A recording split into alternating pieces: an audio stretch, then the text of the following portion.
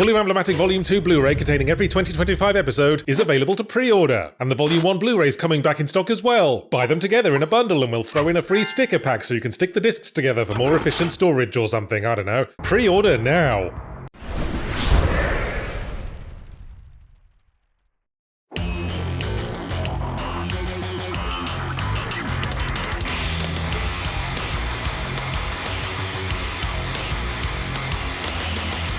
I was wondering what was going on with Hairy Dad games. It's been such a long time since the last good old-fashioned AAA action-adventure Hairy Dad game. Look at the big titles from recent years. Ghost of Yotei, Dad only slightly on the hairy side, dead before the story even starts. Expedition 33, more of a hairy polycule situation. And the closest thing to a Hairy Dad in Resident Evil Requiem was Leon Kennedy, who's more of a clean-shaven favourite gay uncle. Thank goodness for Capcom's new one, Pragmata, which presumably knew it was going to be an awkward sell. Hello, it would say, I'm a single-player narrative-based game with no online gameplay or planned DLC, and I'm based on a completely original IP. Then, talking louder to be heard over all the shareholders sprinting for the exits, it adds, but don't be afraid that we're taking any risks here, because the plot of the game is basically the archetypal example of a sci-fi horror premise. And when some of them were still clearly eyeballing the doors, it adds, and would it help if I said that the main characters so perfectly embody the familiar hairy dad dynamic, you'd think we were shooting to be the new cover image on the TV tropes page. The story begins with our protagonist, Hugh, presumably short for Huge Man. Your standard hairy dad, burly, white, nondescript facial hair, more than a passing resemblance to Burt Reynolds, arriving at a moon base because he's a member of whatever authority one notifies when a moon base stops responding to calls and needs a wellness check. The Moon Police, I guess, or possibly an organisation that doesn't sound like a prog rock band. So of course the moon base is mysteriously deserted, and of course Hugh blunders right in with several of his fellow soldiers who all have face-covering helmets on, and I was like, yeah, I don't think I'll bother committing these characters' names to memory. I'm just going to call you breakfast, lunch and dinner. So place your bets, people. Is it aliens, rogue AI, or a failed objectivist utopia? And the winner is rogue AI. Thanks for playing. The station's mainframe turns hostile, Hugh gets thrown down a pit and left for dead, while a bunch of evil robots enjoy 3 delicious meals. Now I said this is a bog-standard horror sci-fi premise, and it is, and that's weird, because Pragmata isn't a horror game at all. Hugh is rescued by an adorable 7-year-old girl robot, whom he names Diana to memorialise what a massive car crash this operation has turned into, and it turns out Diana has the ability to hack robots and expose their vulnerabilities. So she and Hugh proceed to have an absolute fucking blast doing piggyback rides across the base, shooting up robots in an entirely bloodless action combat game. That's kind of like a Dead Space Saturday morning cartoon where Isaac Clarke teams up with a plucky kid sidekick and a goofy robot mascot. The core combat gimmick is that you control Hugh and Diana at the same time. While aiming at an enemy robot, you can either shoot them with Hugh's big masculine slightly phallic right trigger, or you can hack them by pissing about with Diana's bright childish colourful face buttons. And it works rather well. Hammering away at the buttons to move squares around in the hacking game feels the way hacking always does in movies, lots of random typing and rapid eye movements. And finishing it up with a devastating shotgun blast after the hack pops open the robot's testicle armour is quite satisfying, and it's paired with some nice rocket-powered dashes, jumps and hovers to give you the traversal power to command the battlefield. Enemies can tend towards the spongy, and your guns tend to run out of ammo very fast, but that just further incentivizes you to switch back to hacking mode, while you wait for your eternally constipated guns to gruntingly squeeze another shot or two out. So I'd say Pragmata succeeds at creating a fun combat loop with a unique twist, and there are plenty of boss fights, challenges and extra gameplay modes to make the most of it. It's the story I feel iffier about. It's not bad, it's just kinda there. Like a student who gets straight B's in every subject and spends every recess staring vacantly into space, while all the interesting kids kick the shit out of each other. There's none of the usual conflict one expects from a hairy dad dynamic where a bond between characters has to form over time. Hugh and Diana more or less drop straight into father-daughter roles. We don't know anything about Hugh or what history he has with children, but he's never anything but nice as pie to Diana, and for her part, Diana kinda oscillates between bleep bloop robot no understanding your human relationships and being the cutest little bean sprout in the cabbage patch, as she makes crayon drawings of her and Hugh covered in hearts and I love my proxy not dad slogans with half the letters adorably drawn backwards to say thank you for all the collectible toys and playground equipment you can find throughout the levels for her. And if you've got any sense of foreshadowing at all, you'll be inevitably thinking, this is not going to end well, is it? It's a too obvious setup of what we story enthusiasts call Chekhov's puppy. A rule that states that the more innocent and doe-eyed a puppy is, the likelier it is that in the final act, that puppy will be positioned in front of Chekhov's bum-kicking machine. And when that inevitably occurs, we do feel sad, but not because we were really engaged with the character and their backstory, because it's sad to see a puppy get kicked. Of course we care for Diana. She looks like a refugee from a child beauty pageant, talks like one of the girlfriends from Alvin and the Chipmunks. Plus she can blow up robots with her mind, so she'd be fun to have around at an Elon Musk press conference. As I said, the developers clearly felt the need to play things safe, so the story is a succession of thin characters slotting into the precise function required of them by the plot and proceeding to do the exact thing you would expect. The train map you see between missions inadvertently symbolises the entire experience because it's on a perfectly circular rail, and you can see exactly where you're going to go. So of course the evil AI has been corrupted, and its corruption manifests late in the game as wibbly-wobbly purple and red badness goo that hurts if you touch it, and we close things off with a final boss that's basically basically a great big amalgamated blob of wibbly-wobbly purple and red badness goo. And then we get to the ending, and I won't lie, listeners, I was emotionally affected. As already established, it's sad to see a puppy being sad. In other words, it was effective in about the most uncomplicated way imaginable. The emotional drama equivalent of a fart joke. And that's why, for all that I enjoyed the core gameplay loop, my final word on Pragmata doesn't get any more enthusiastic than, well, I didn't dislike it, because the story does exactly as much as is needed to bring the point across and absolutely nothing more. It clocks off at dead on 5 PM and doesn't even make eye contact as it hurries to the car park. But you know, maybe it's enough to do just enough.